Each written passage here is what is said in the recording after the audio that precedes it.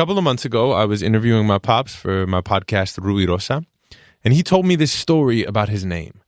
Now, my pops' name is William Rivas, but I always knew that wasn't his real name. It was Guillermo. So when I was going to school, people would laugh because when they would do roll call, the teacher couldn't pronounce Guillermo, and they would say Guillermo, and they would have a hard time. And then you get the kids that were laughing. So to me, I was growing up with this embarrassment about my name. And it was hard because it was also an issue. Spanish people were just getting recognized. I made an effort as a teenager to go to the Social Security office and change my name to William, just because of that. It was bothering me to have that Guillermo name. Now, this detail I didn't know about, that my dad had actually legally changed his name, y'all. But to be honest, it made sense. Because like many immigrant families, my parents were just trying to fit in, to assimilate to American culture. And then after the William, I was started to be called Bill. And then after Bill, my friends would call me Willie. So I was known in two different ways. I'll give an example. I had a party. So our neighbor across the street or across the back would call me Bill. And then when my party, I invited some of my regular friends. And one of the neighbors said to one of my friends, "Hey, how do you know Bill?" He goes, "Bill? Who's Bill?" And he said, "The owner of this house." "Oh, you talking about Willie?" "Oh, I know Willie for a long time." So I had to blend in with different types. Mix in there. Be part of that pot. I think that's a very New York thing for us. This is my mama, Martha. Because I think as New Yorkers, you always feel like you're part of everything. I always felt like I was a part of everything. I was the same like you. Like you're just a chameleon. You just kind of blend in depending on where you're at and what you want to do. To get that job, you had to be the perfect chameleon. Hearing this story from my pops got me thinking about names. There are so many beautiful brown names out there, but how many of us have struggled, like my pops, to embrace the name we were given? I decided to ask y'all for stories about names, and guess what? You came through in such a beautiful way. Hey, so here is the story of my name. My name is Mandara Ichel. As a kid, Asian kid, growing up in Texas, I hated my name, even though it means the goddess of love and beauty. As for the origin, I was named after a menudo singer because my dad was a huge fan of that group. Can't people just call me Stefan? Just this once. But that's not a real name. Your name is not a real name. You know, he was like, Andresito es una diminución, el cito. You know, I'm Dominican. A double L is really like a J. So technically, my name should be Igiana. I was named after my mother's most liked precious stone. She thought it would be a name that would be easily pronounceable for English speakers and also for Spanish speakers. And I just think that Jaime Dimas is super powerful.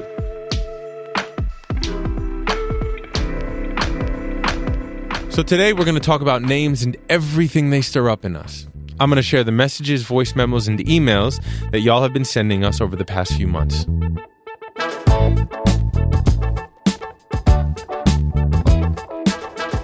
I cannot wait for y'all to hear yourselves, and you're going to get to hear why my parents gave me my name, and I will give you one clue: Superman. My name is Christopher Rivas, and this is Brown Enough. Beautiful stories about your beautiful names. And you can also call me Chris or Rivas, whatever works.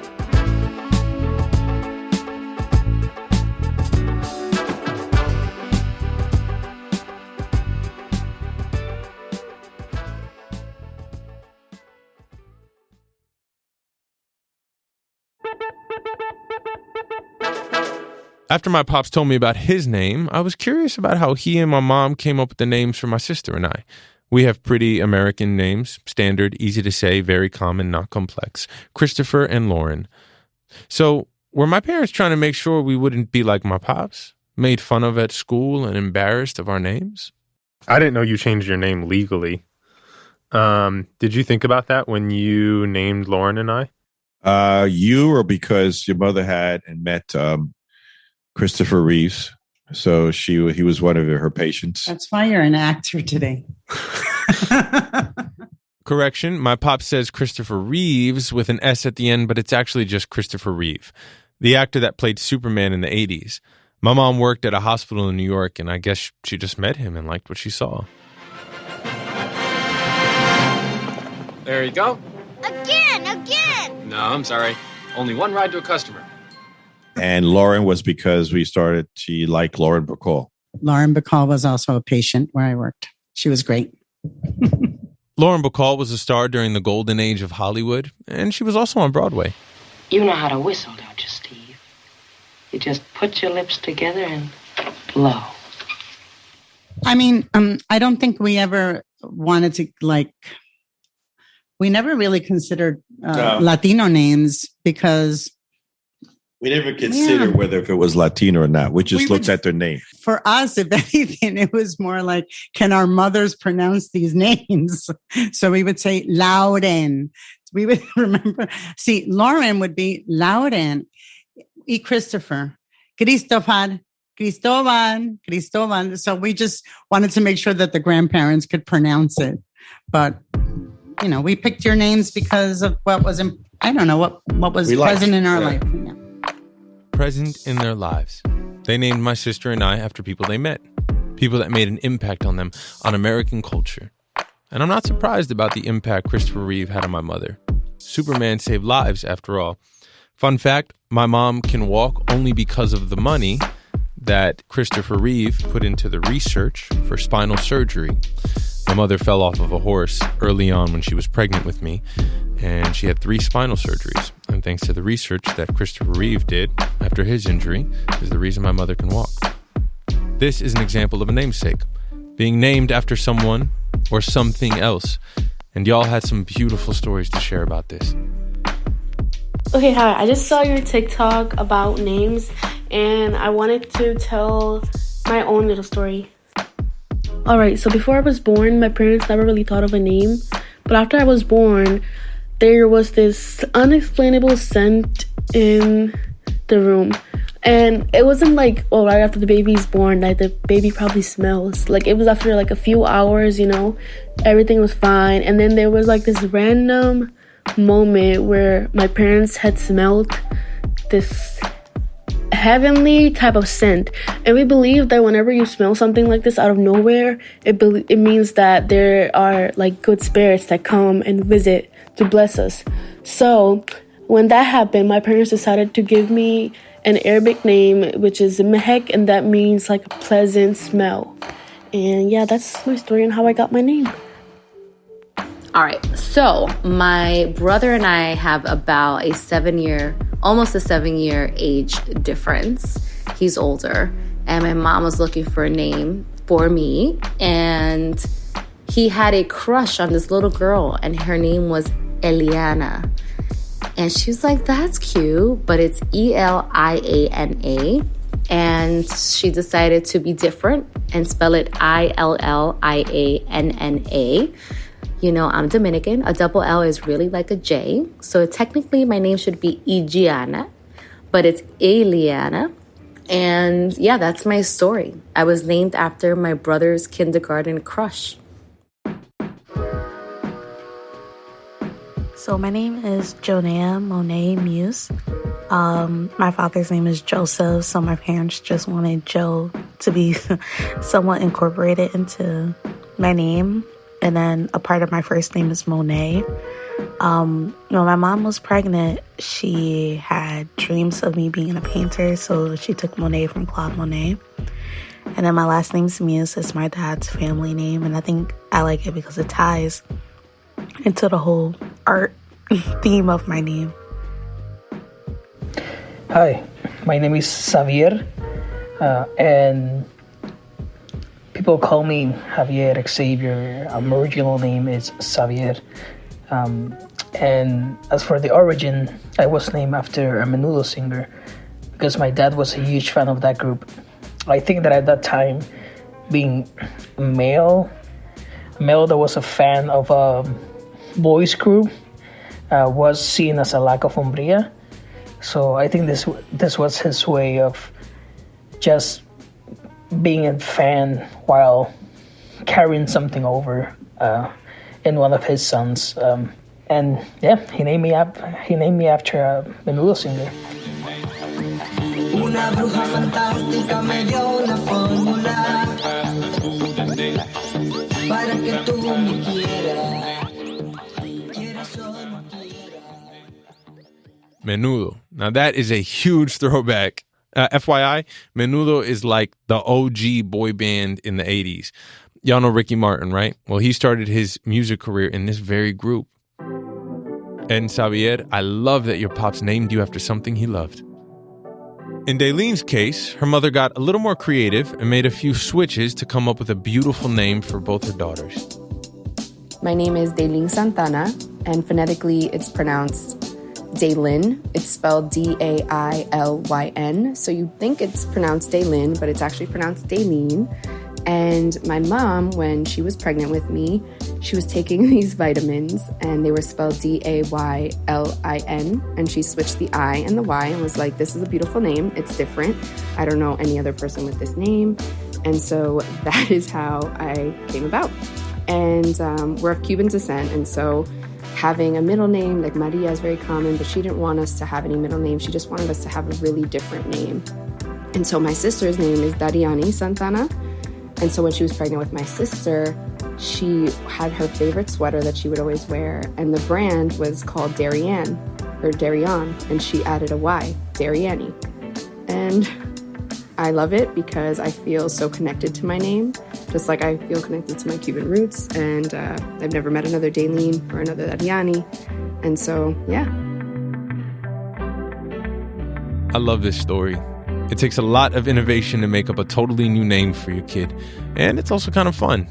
Right now, I'm looking at a huge sign of Sirius XM. So what about the name Rias or just Siri? But that's Apple's Siri, so never mind. Here's another example of how to make up a totally new name. All right.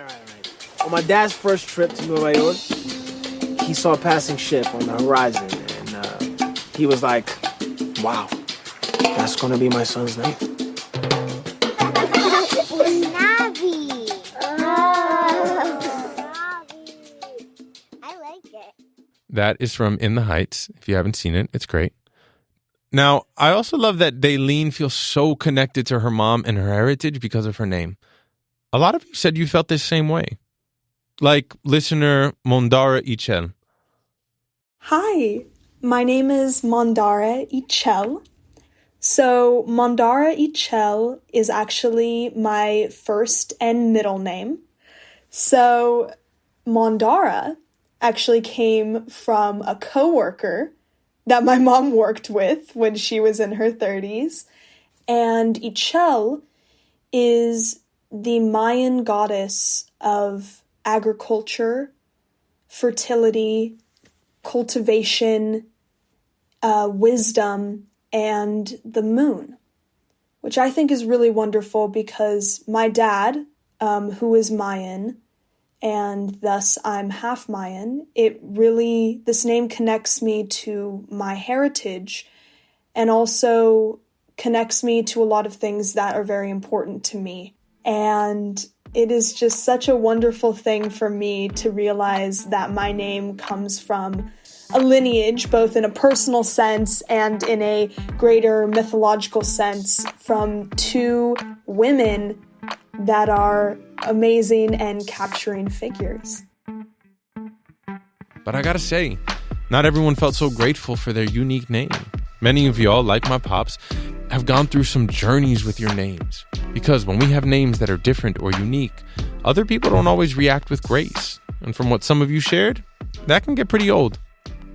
Hi, Christopher. This is Josephat. I'm Yasaret's twin, so we are both twins, and we both have very unique names. Mine is Josafat, and my sister's Jasarhet. But we always have had difficulties with our names ever since kindergarten. Even when we migrated to the U.S., a lot of people just gave us nicknames. Like I got Joe, and my sister got Rico. Or it would just be Jesse, or they would call me Rico. It's been very difficult to even have time to explain to people how to say my name. And some people just definitely just go and just give us nicknames and don't even bother. And it sometimes sucks. So my name is Sarah. who was the wife of Abraham. And in Hebrew, it also means princess. But I don't think that much thought was given to my name when I was given it. But the mispronunciations of my name are so funny to me.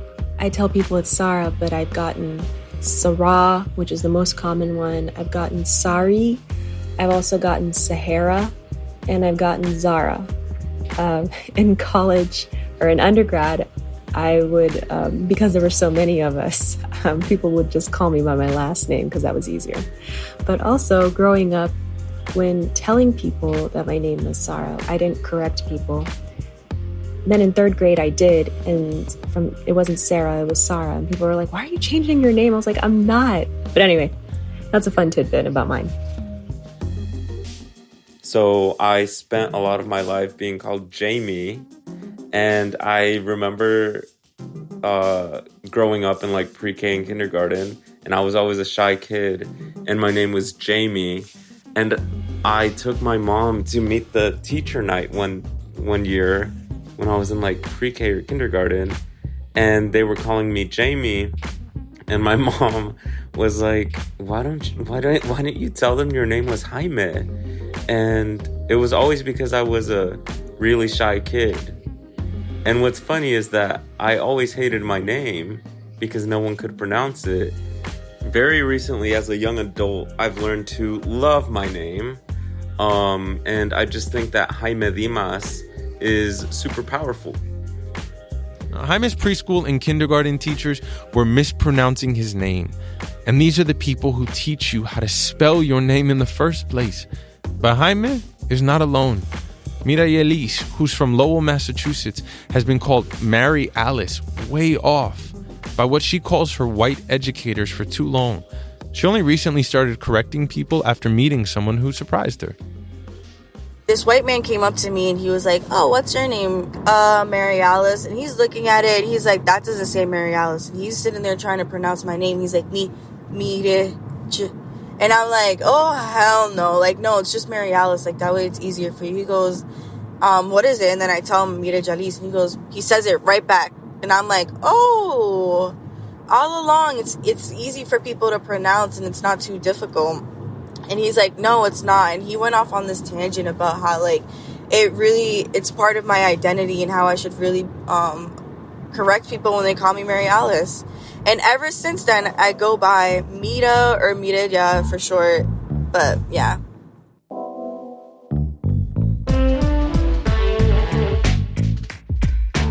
White people, take note. Saying people's names correctly can go a very long way. All right, we're going to take a quick break. And when we come back, we're going to hear more from y'all about learning to reclaim your names. Stick around.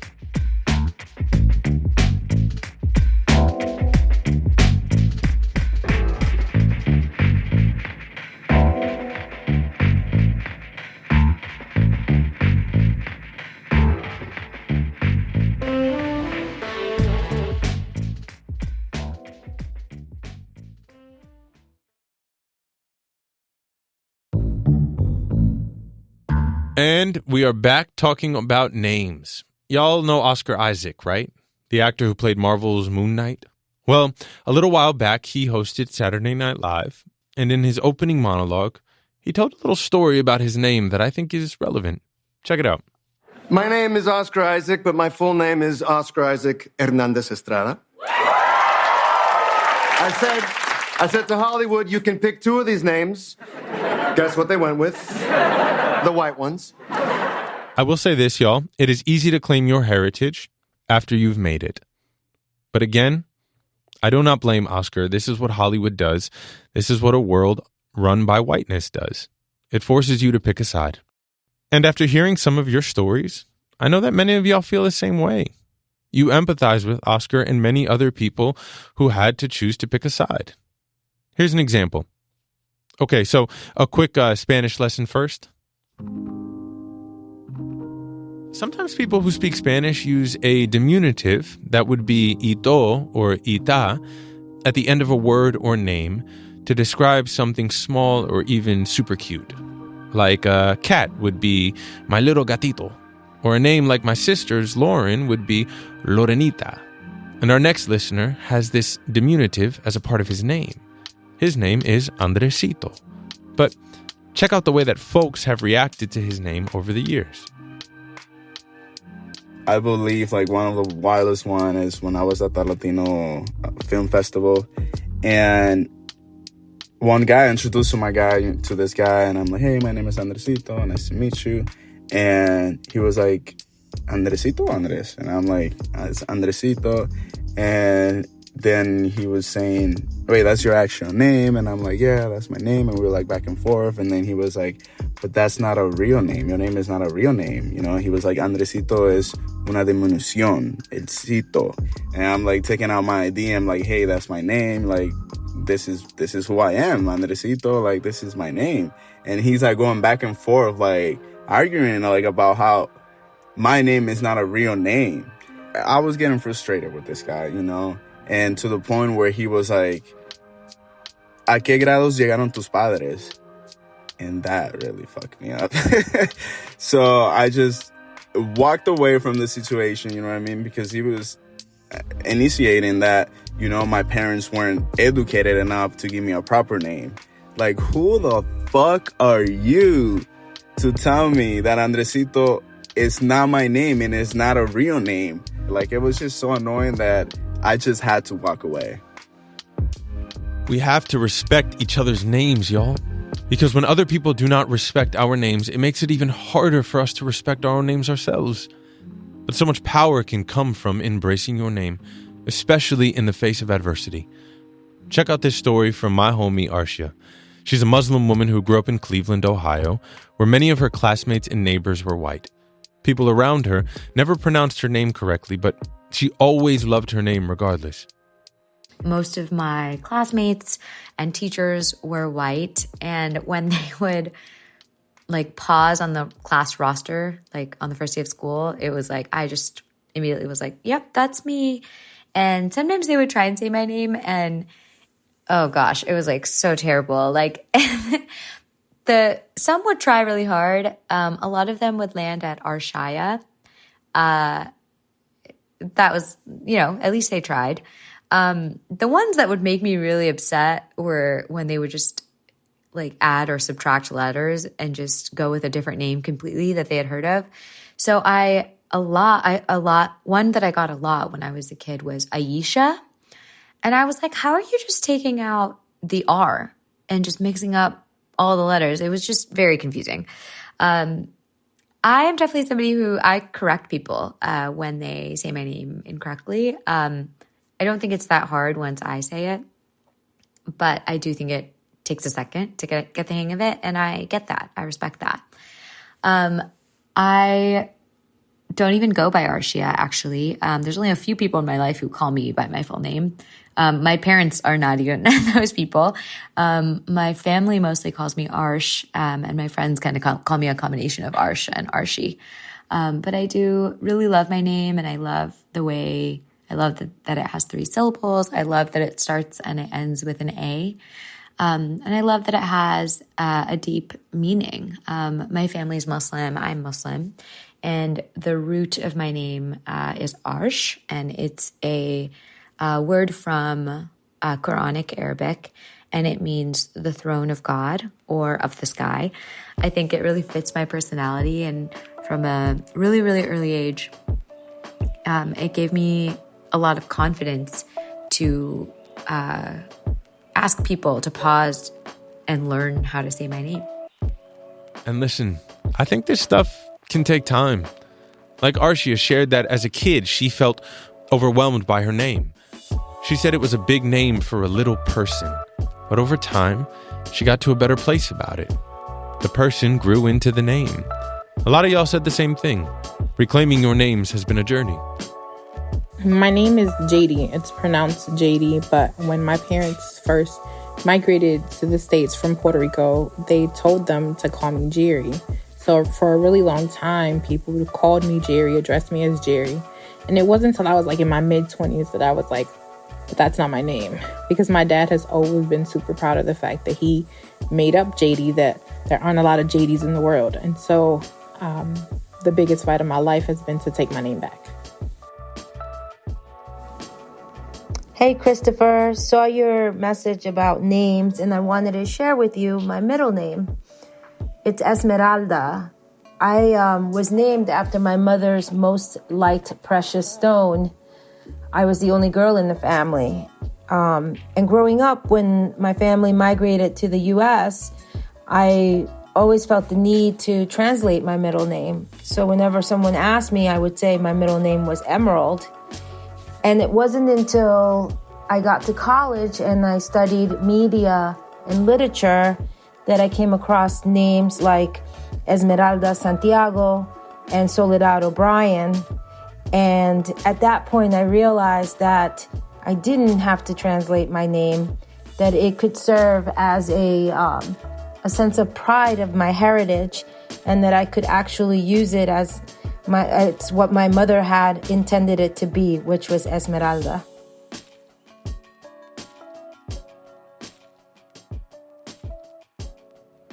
My name is Tuan. It's spelled Toan. It's a Vietnamese name that means together, like bringing people together is what my parents say. Usually the common spelling is Tuan. I always wanted to fit in, and so I always was unhappy with my name and never liked my name until now, and I'm turning 45 in a couple weeks. Finally have come to terms with it. People would always make fun of it. People would call me toad, twat, all these bad things. And now I realize that it's a symbol of power and uniqueness. And I love my name regardless of what anybody has to say. I love hearing these stories of all of you owning your names, even at 45, because it is never too late to walk into your full self. And I want to wrap up by sharing one last journey from a listener named Stefan. Yeah, so hi, my name is Stefan. It's spelled STEPHON''E. Last name Mitchell. Most people have difficulties when seeing my name on paper, saying it correctly. And that goes for like school, doctor's appointments, dentist appointments, you name it. I used to always get called Stephanie, never Stefan. I'm like, can't people just call me Stefan? Just this once. In middle school, Stefan received an assignment to research the meaning of his name. But when he looked it up online, he couldn't find anything. Stefan's feelings were hurt. He told his teacher about it, and the teacher said, "You have a unique name. You should make your own definition." But in this moment, I took the chance to go online and type my own name and type the definition to my name. And I put royalty and loyalty because that's how I viewed myself, and that's how I still view myself. And years later, I had the same assignment in college in my sociology class, and I typed my name in, and Lord behold, you couldn't believe it. The definition said crown. I was so shocked. I didn't know what to expect. I didn't know what was going to come up online years later. But this situation taught me, that everybody's different, and not to get upset so quickly because you can't find a definition or the result to maybe what you're looking for. Maybe it takes you as a person to make that result happen for yourself, to write your own story and to be happy, and not to let the world define your name, but you as a person define your name.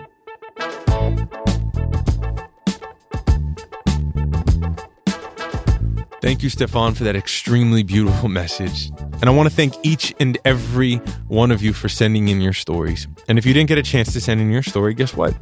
Now is a good time. It is not too late. I will take a name story. I will take a pitch of another story you want to hear about brownness or identity. And right now, we are looking for stories about masculinity. And not just from the male perspective, any perspective, the brown perspective. How does masculinity show up in your life? How does it play a part? How does it hinder you? How does it set you free? How does it serve you? How does it create a prison? Let us know. How has masculinity played a role in your life? Sending us an email to brownenough@stitcher.com or just DM me on Instagram. I can't wait to hear your stories. Brown Enough is a production of Stitcher. It's created and hosted by me, Christopher Rivas, and I'm also an executive producer. Our team includes producers Manolo Morales, senior producer Abigail Keel, technical director Casey Holford, production assistant Gabrielle Gladney, and executive producer Camille Stanley. Original music by Casey Holford, and a special thanks to Brendan Burns and Abby Aguilar. Workhouse Media is a contributing producer to the podcast. Carlos E. Hernandez of Ikigai Management is also an executive producer of Brown Enough. Don't forget to subscribe or follow Brown Enough so you never miss an episode. Thanks. Peace and love, y'all.